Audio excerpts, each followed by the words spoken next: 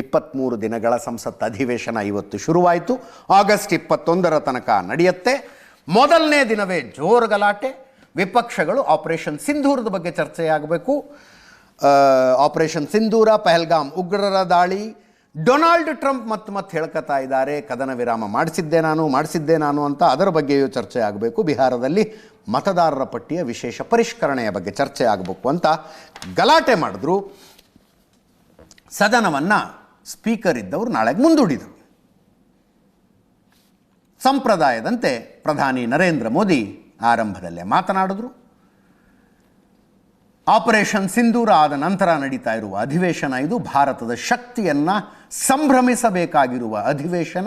Operation ಸಿಂಧೂರದಲ್ಲಿ ಭಾರತದ ಸ್ವದೇಶಿ ನಿರ್ಮಿತ ಆಯುಧಗಳ ತಾಕತ್ತನ್ನು ಇಡೀ ಪ್ರಪಂಚ ನೋಡಿದೆ, ಪ್ರಪಂಚದಲ್ಲಿ ಕೊಂಡಾಡ್ತಾ ಇದ್ದಾರೆ ಅಂತಂದ್ರು. ಜೊತೆಗೆ ಶುಭಾಂಶು ಶುಕ್ಲಾ ಇಂಟರ್ನ್ಯಾಷನಲ್ ಸ್ಪೇಸ್ ಸ್ಟೇಷನ್ಗೆ ಹೋದಂಥ ಮೊಟ್ಟ ಮೊದಲ ಭಾರತೀಯ ಶುಭಾಂಶು ಶುಕ್ಲಾ ವಿಷಯವನ್ನು ಪ್ರಸ್ತಾಪಿಸಿದ್ರು. ಕೇಳಿಸ್ಕೊಳ್ಳಿ.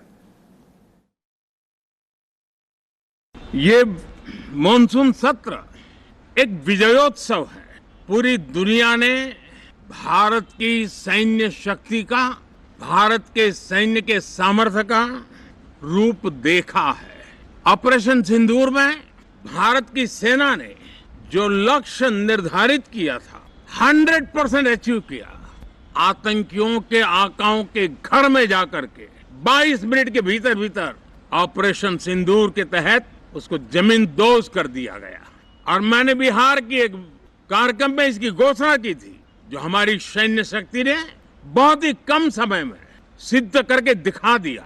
और इसमें मेड इन इंडिया सैन्य शक्ति का ये नया स्वरूप, इस पर भी दुनिया बहुत आकर्षित हुई है. इन दिनों विश्व के जिन लोगों से मिलना होता है तो भारत के इस मेड इन इंडिया जो औजार तैयार हो रहे हैं उसके प्रति दुनिया का आकर्षण बढ़ रहा है. मुझे विश्वास है कि जब सदन इस विजयोत्सव को एक स्वर में विजय के भाव से इस सत्र के दरमियान उन ओजस्वी तेजस्वी भावनाओं को प्रकट करेगा तो भारत की सैन्य शक्ति को बल मिलेगा, प्रोत्साहन मिलेगा, देशवासियों को प्रेरणा मिलेगी. इंटरनेशनल स्पेस स्टेशन पर भारत का तिरंगा झंडा वहां लहराना ये हर देशवासी के लिए गौरव की पल है. देश में साइंस टेक्नोलॉजी के प्रति, इनोवेशन के प्रति नया उमंग और उत्साह भरने वाली ये सफल यात्रा रही है. और पूरे संसद, लोकसभा राज्यसभा दोनों सदन देशवासी जिस गौरव का अनुभव कर रहे हैं उसमें एक स्वर से जुड़ेंगे, एक स्वर से इसका यशगान होगा. जो भारत को अंतरिक्ष में नई ऊंचाइयां पर पहुंचाने वाले जो भावी कार्यक्रम हैं उनके लिए भी प्रेरक बनेगा, प्रोत्साहक बनेगा. ಪ್ರಧಾನಿ ನರೇಂದ್ರ ಮೋದಿ ಅವರು ಮಾತನಾಡಿದ ನಂತರ ಲೋಕಸಭೆ, ರಾಜ್ಯಸಭೆ ಎರಡೂ ಕಡೆನೂ ಗಲಾಟೆ ಶುರುವಾಯಿತು. ವಿಪಕ್ಷಗಳ ಸದಸ್ಯರು ಸದನದ ಬಾವಿಗೆ ಬಂದು ಗಲಾಟೆ ಶುರು ಮಾಡಿದ್ರು. ಆಪರೇಷನ್ ಸಿಂಧೂರದ ಬಗ್ಗೆ ನೀವು ಏನು ಚರ್ಚೆ ಮಾಡೋದಿದ್ರು ನಾವು ರೆಡಿಯಾಗಿದ್ದೀವಿ ಅಂತ ಸರ್ಕಾರದ ಕಡೆಯಿಂದ ಹೇಳಲಾಯಿತು. ಕಿರಣ್ ರಿಜಿಜು ಸಂಸದೀಯ ವ್ಯವಹಾರಗಳ ಸಚಿವರು, ಜೊತೆಗೆ ರಾಜನಾಥ್ ಸಿಂಗ್ ರಕ್ಷಣಾ ಸಚಿವರು ಇಬ್ಬರು ಹೇಳಿದ್ರು. ಎಷ್ಟು ಸಮಯ ಚರ್ಚೆ ಮಾಡಬೇಕು ಅನ್ನೋದನ್ನು ಸ್ಪೀಕರ್ ನಿಗದಿ ಮಾಡಲಿ, ನಾವು ತಯಾರಾಗಿದ್ದೀವಿ, ಏನು ಪ್ರಶ್ನೆ ಕೇಳೋದಿದ್ರು ಕೇಳಿ ಅಂತ. ಅದೇನು ಬಗೆಹರಿಲಿಲ್ಲ. ಕೇಳಿಸ್ಕೊಳ್ಳಿ. ಕಿರಣ್ ರಿಜಿಜು ಅವರು ನೋಡಲ್ಲಿ ಕಾಣಿಸ್ತಾ ಇದೆ ನಿಮಗೆ ಸದನದ ಬಾವಿಗೆ ಎಳೆದು ನಡೆಸ್ತಾ ಇರುವ ಪ್ರತಿಭಟನೆ. ಕಿರಣ್ ರಿಜಿಜು ಮತ್ತು ರಾಜನಾಥ್ ಸಿಂಗ್ ಏನು ಹೇಳಿದ್ರು ಕೇಳಿಸ್ಕೊಳ್ಳಿ. सभापति महोदय, आज बिजनेस एडवाइजरी कमेटी का टाइम भी तय किया हुआ है. 2:30 बजे सारा बीएससी का मेंबर्स का बैठक होगी और कौन कौन सा चर्चा करना है उसका भी निर्णय होगा. कल ऑल पार्टी मीटिंग में सारे पार्टी लीडर ने कहा है ज़्यादा चर्चा होना चाहिए. सरकार चर्चा के लिए बिजनेस लेके आ रहे हैं और ये नीचे कूद करके हंगामा कर रहे हैं. ये तो कोई तरीका नहीं है. हम लोग ने शुरू से अपील किया है कि मानसून सत्र में सार्थक चर्चा होना चाहिए और बिजनेस लेके सरकार आए हैं. अगर ऐसा हंगामा करेंगे तो हम बिजनेस में चर्चा कैसे करेंगे. सदन के सभी सम्मानित सदस्यों को मैं आपको इस कक्षा से संबंधित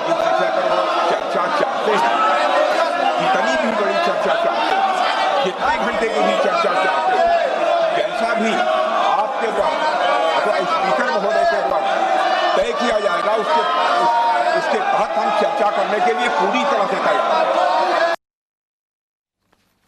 ಇಷ್ಟೆಲ್ಲ ಆದ ನಂತರ ವಿಪಕ್ಷ ನಾಯಕ ಲೋಕಸಭೆ ವಿಪಕ್ಷ ನಾಯಕ ರಾಹುಲ್ ಗಾಂಧಿಯವರು ಹೊರಗಡೆ ಬಂದು ಮಾಧ್ಯಮಗಳ ಮುಂದೆ ನನಗೆ ಸರ್ಕಾರ ಮಾತಾಡೋದಕ್ಕೆ ಅವಕಾಶ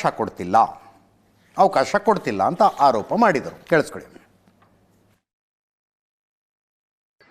हाउस में डिफेंस मिनिस्टर को बोलने देते हैं, उनके लोगों को बोलने देते हैं, मगर अगर विपक्ष का कोई कुछ कहना चाहता है तो अलाउड नहीं है। मैं लीडर ऑफ ऑपोजिशन है, मैं लीडर ऑफ ऑपोजिशन हूँ, मेरा हक है, तो मुझे तो कभी बोलना ही नहीं देते हैं। सर ये एक नया अप्रोच है। सर पीएम ने चाहते हैं विजय उत्सव सत्र बोला है सर, पीएम बोल रहे हैं कि विजय उत्सव सत्र है सेलिब्रेटेड सर, बट दौड़ के निकले हाउस से 1 सेकंड में। लेकिन चेयर बार बार कह रही थी कि हम चर्चा के लिए तैयार हैं, आप लोग बैठिए, हम चर्चा के लिए तैयार। चर्चा तो होगी, अगर वो अलाउ करेंगे तो होगी, मगर इशू ये है कि कन्वेंशन कहता है कि अगर सरकार के लोग कुछ बोलें तो हमें भी स्पेस मिलनी चाहिए। हम 2 शब्द कहना चाहते थे, मगर विपक्ष को ये अलाउड नहीं। ಇದು ಲೋಕಸಭೆಯಲ್ಲಾಯಿತು. ರಾಜ್ಯಸಭೆ ವಿಪಕ್ಷ ನಾಯಕ ಮಲ್ಲಿಕಾರ್ಜುನ ಖರ್ಗೆ ಅವರು ಕೇಂದ್ರ ಸರ್ಕಾರದ ವಿರುದ್ಧ ವಾಗ್ದಾಳಿ. ಪಹಲ್ಗಾಮ್ ಅಟ್ಯಾಕ್ ಬಗ್ಗೆ ಮಾತನಾಡಬೇಕು. ಜಮ್ಮು ಕಾಶ್ಮೀರದ ಲೆಫ್ಟಿನೆಂಟ್ ಗವರ್ನರೇ ಒಪ್ಕೊಂಡಿದ್ದಾರೆ ಅಲ್ಲಿ ಇಂಟೆಲಿಜೆನ್ಸ್ ಫೇಲ್ಯೂರ್ ಆಗಿದೆ ಅಂತ.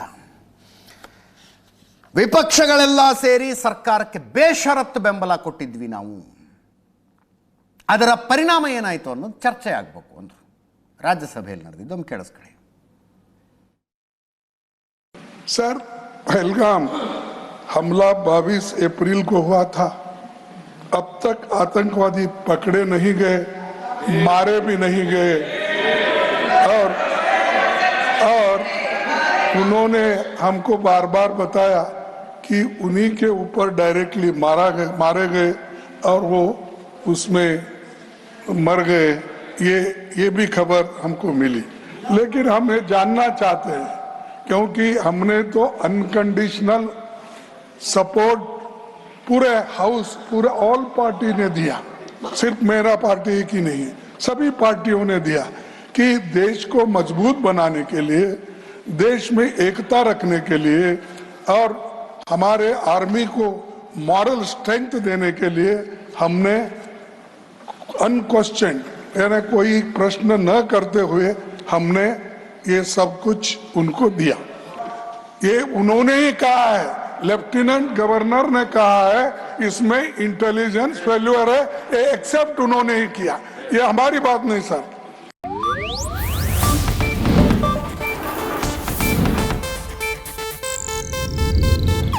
ಇದು ಏಷ್ಯಾನೆಟ್ ನ್ಯೂಸ್ ನೆಟ್ವರ್ಕ್ ಪ್ರಸ್ತುತಿ.